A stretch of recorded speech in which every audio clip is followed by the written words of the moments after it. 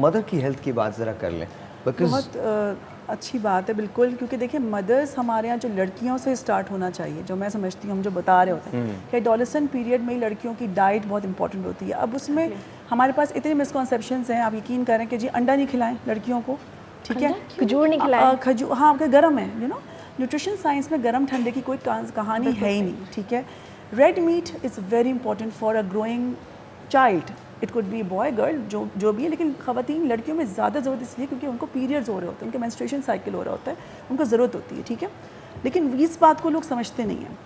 Beef बंद करा देंगे, रेड मीट कम करा देंगे, चिकन पे फोकस होता है, फ़िश देना समझ नहीं आ रहा होता कि जी एक्नी निकल रहे हैं, जबकि वो एडोलेसेंट पीरियड की एक्नी है, वो हार्मोन्स की वजह से एक्नी है, सही है। नट्स देने हैं आपने, सीड्स देना, आपने हर फूड ग्रुप की चीज़ें ऐड करनी है। तो जो बढ़ती उम्र की जो लड़की है, जब उसकी नशोनुमा में ही चीज़ें डिप्लीट करते चले जाएंगे आप,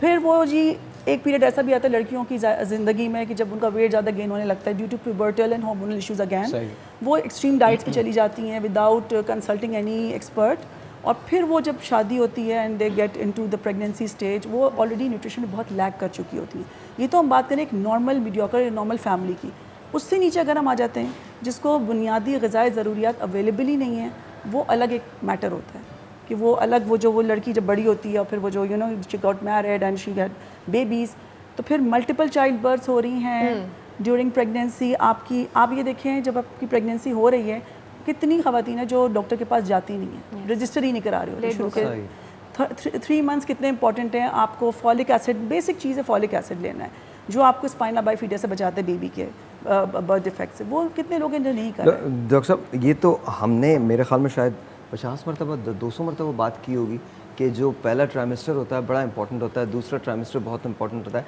लेकिन जो एडमिशन होता है जाके जब वो देखती हैं तो वो तीसरे ट्राइमेस्टर के भी मिड के अंदर कहीं वो जाती हैं और जाने के बाद रजिस्टर करवाते हैं अपने आप को। जी वो भी अगर जी